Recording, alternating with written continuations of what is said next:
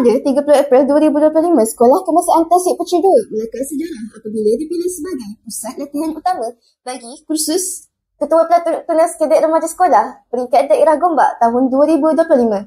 Pemilihan ini bukan sahaja mengiktiraf keupayaan logistik dan pengurusan sekolah, malah mencerminkan komitmen berterusan dalam melahirkan murid yang berdisiplin serta berjiwa kepimpinan. Program ini menghimpunkan pelajar-pelajar terpilih dari seluruh sekolah rendah daerah Gombak yang bernaung di bawah pasukan TKRS sebagai bakal pemimpin pelatun yang berkaliber, berdisiplin dan berwibawa. Sepanjang kursus ini, para peserta diberi pendedahan intensif tentang teknik kawat kaki, asas kepimpinan, arahan suara serta etika sebagai seorang ketua pelatun.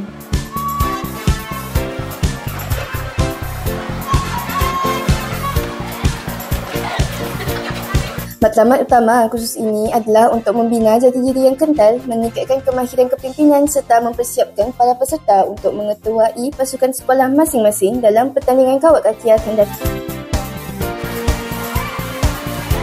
Program ini juga menjadi platform bagi pelajar untuk memupuk semangat setia kawan, bekerjasama antara sekolah dan menghayati nilai-nilai murni dalam berorganisasi.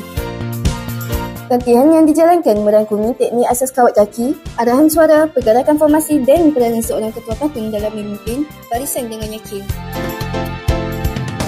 Aktiviti dijalankan secara teori dan praktikal dengan bimbingan daripada jurulatih yang berpengalaman dalam bidang kurikulum dan badan beruniform.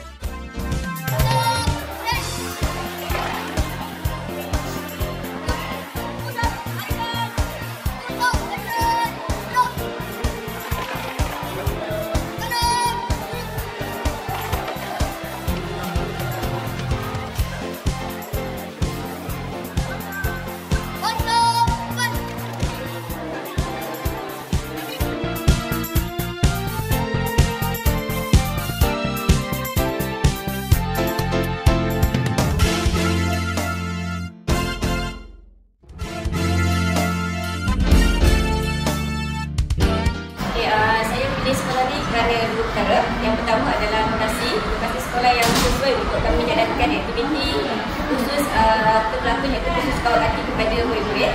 Yang kedua adalah strategik lah.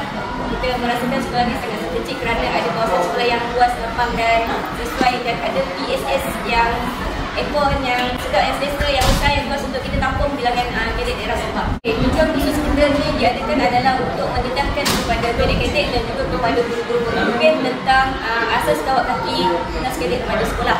Kita tujuan ni kita dedahkan kepada murid-murid ataupun kadet-kadet supaya mereka boleh sebarluaskan ilmu yang mereka dapat kemarin yang mereka dapat kat sini kepada sekolah-sekolah, terutama sekolah yang akan mengambil bahagian dalam pertandingan kawat kaki daerah Gombak ini.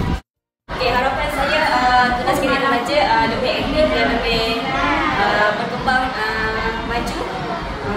Semua guru-guru mempunyai kemahiran yang lebih padu dan kompeten dalam kemahiran-kemahiran yang kami terapkan di dalam tunas kadet remaja sekolah.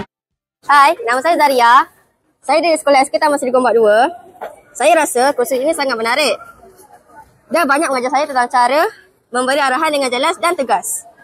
Saya juga belajar cara memimpin dengan penuh tanggungjawab. Paling penting, saya dapat berkenalan dengan rakan-rakan dari sekolah lain. Saya harap saya dapat memimpin pelatun sekolah saya dengan baik semasa pertandingan nanti. Saya juga ingin menjadi contoh yang baik kepada ahli-ahli TKRS yang lain.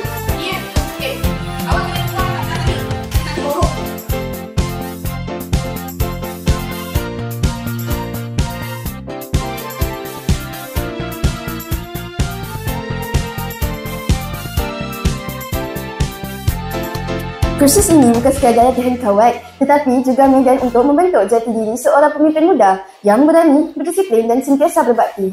Diharapkan semua peserta pulang dengan semangat dan keyakinan untuk menggalas tanggungjawab sebagai ketua pelatun sekolah masing-masing.